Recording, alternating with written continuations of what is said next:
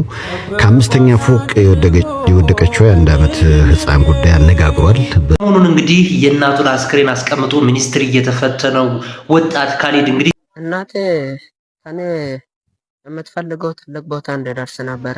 ከአምስተኛ ፎቅ ወድቃ በተአምር የተረፈችው ህፃን እና የፈጣሪ ጥበቃ የሚያሳይ ክስተት በአዲስ አበባ ከተማ የፈጣሪን ማዳንና በህፃናት ላይ ያለውን ጥበቃ ያሳየ አስገራሚ ክስተት ተፈጥሯል።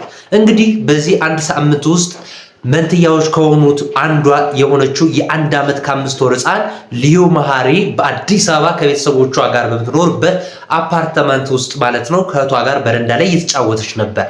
ነገር ግን በበረንዳው መከላከያ ብረቶች መሃል የነበረው አንደኛው ክፍተት በጣም ሰፊ ነበርና ህፃኗ ደግሞ አንዳልጧት ከ5ኛ ፎቅ ላይ ወደ ታች ልትወድቅ ችላለች ማለት ነው። ህፃኗ ወዲያውኑ ወደ ሆስፒታል የተወሰደች ሲሆን ለጥቂት ሰዓታት ትንፋሽ ከማጠር ውጭ ምንም አይነት ከባድ አደጋ ሳይደርስባት በተአምር ልትተርፍ ችላለች።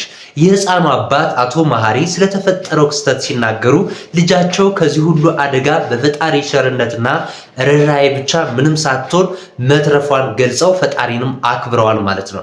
አባትየውም እንግዲህ አክለው ይህ ድንገተኛ ክስተት የፈጣሪን ታላቅነትና በህፃናት ላይ ያለው ልዩ ጥበቃ በግልጽ ያሳየ መሆኑን ተናግረዋል። አሁን ላይ ህፃኗ ሊዮ ሙሉ በሙሉ ጤነኛ እንደሆነች ከቤተሰቧ ጋር እንደምትገኝ ተናግረዋል።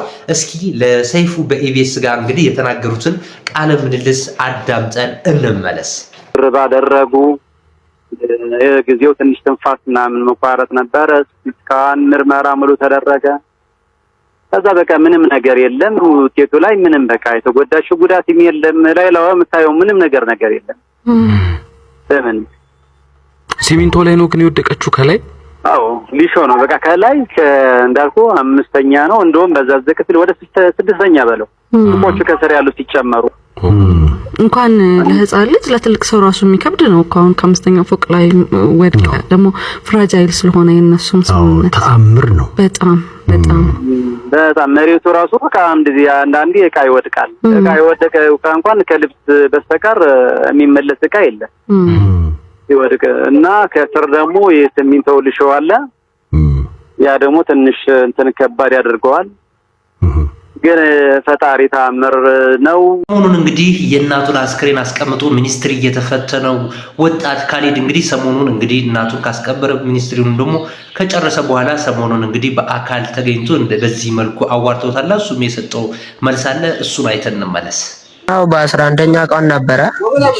በ11 ቀን ነበረ። እሷም እናቴን በዛው ቀን ነው መጣችው። ሳትሞት በፊት የፈለከውን ነገር ብትሆንም የፈለከው ነገር ቢመጣብህ ትምህርትን እንዳታቋርጥ ብላኝ ነበረ። እናም ይሄን ፈተና እንድፈተን ነግረኝ ነበረ። እናም እኔም እሷን አጥቼ የእሷን አደራ አሟላለሁ ብዬ እጄ ተፈትኜ ከሰዓት ደግሞ መጥቼ እሷን መቃብር እጄ አድርጌ መጣ። እሷን ቀብሬ መጣ። ከዛ በኋላ ተመልሼ ተፈተንኩ የከሰዓቱን ፈተና ማለት ነው። Every decision I've taken has been about putting the country I love first. የሀገሪቱን ኢኮኖሚ ማነቃቃት አልቻሉም። በህዝብ ዘንድ ያላቸው ተቀባይነት በከፍተኛ ሁኔታ አሽቆልቁሏል። በሹመት ላይም ከፍተኛው ውዝግብ ፈጥሯል የተባለላቸው የብሪታንያው ጠቅላይ ሚኒስተር ኬር ስታርመር ከስልጣናቸው እንደሚለቁ አስታወቁ። 2 ዓመት ስልጣን ላይ የቆዩት ጠቅላይ ሚኒስተሩ እዚህ ውሳኔ ላይ የደረሱት በገዢው ሌበር ፓርቲ አባላትና እንዲሁም በሚኒስተሮች ዘንድ ላለፉት ቀናት ከፍተኛ የፖለቲካ ጫና ሲደረግባቸው ከቆየ በኋላ ነው። ባለፈው ሳምንት በተካሄደው የፓርላማ ማሟያ ምርጫው የፓርቲው ቁልፍ ተቀናቃኝ የሆኑት አንዲ በርናሃም ያገኙትን ወሳኝ ድል ተከትሎ ነው እንግዲህ ጠቅላይ ሚኒስተሩ ጫናው የበረታባቸው። እንግዲህ አዲሱ ጠቅላይ ሚኒስተርና የፓርቲው መሪ እስከ መጨረሻው መስከረም ወር ፓርላማው ስራ ከመጀመሩ በፊት ተለይቶ የሚታወቅ ሲሆን እስከዛው ድረስ ግን ስታርመር በኃላፊነታቸው ላይ እንደሚቆዩ ገልጸዋል። የእሳቸው ከስልጣን መልቀቅ ብሪታንያ ባለፉት 10 ዓመታት ውስጥ 7ኛውን ጠቅላይ ሚኒስተር ታስተናግዳለች ማለት ነው። ሜሲ ሳቶ ሜሲ ሳቶ ሊዮኔል ሜሲ ደግሞ በትናንትናው ዕለት እንግዲህ አልጄሪያ አውስትራሊያ ጋር ያደረጉት ጨዋታ በሚገርም ሁኔታ እንግዲህ ሊዮኔል ሜሲ 2 ጎል ማስቆጠር ችሏል ማለት ነው። በመጀመሪያ እንግዲህ ፔናልቲ አግኝቶ ነበር፣ እሱ ስቶታል። ከዛ በመቀጠል ግን 2 ኳሶችን መረብ ላይ ማገናኘት ችሏል ማለት ነው። ምናልባት ሜሲ ቆንጆ ኳስ ሰጠው፣ አልቫሬዝ ማግባት አለበት። አልቫሬዝ ሳቶ እንደገና ሜሲ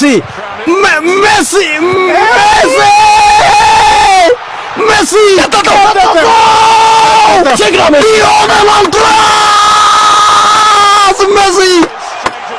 ሜሲ ወዘወዘው። ምን አይነት አስማተኛ የሆነ ተጫዋች ነው! ምን አይነት ተአምረኛ ተጫዋች ነው!